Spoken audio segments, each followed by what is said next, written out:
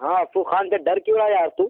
ابے بھاگ کیوں رہو بے؟ یہ بتاؤ تمہارے امام نے اللہ تعالیٰ کو 100 بار حالت خواب میں دیکھا تو بتا دو نا کہ میرے بھائی سند کیا ہے اس کی؟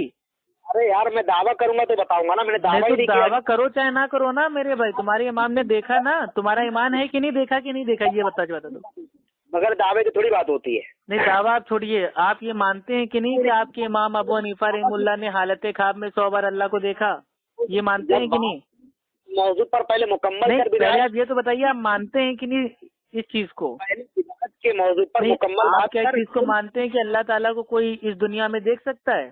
آپ مانتے ہیں اس چیز کو؟ ہار گیا تو اس سے بات کس کا جواب دیتا ہوں؟ دیکھو باغا اپنے امام کو نہیں بچا پا رہے، کتنے شرم کی بات ہے یار۔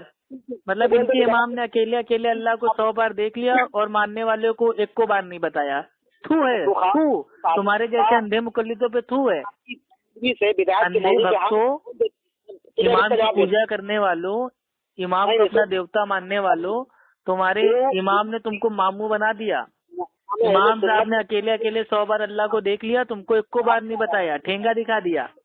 شرم کرو، شرم چھوڑ دو اندھی تقلید، سننا تو ابھی بول دے کہ چھوڑ دو اندھی تقلید۔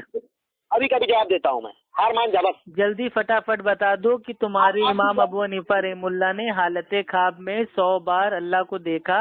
یہ چیز دیکھیے، ہمارا ماننا یہ امام ابو حنیفہ رحمہ اللہ اس سے بری ہیں، ان کا کوئی لینا دینا ہے۔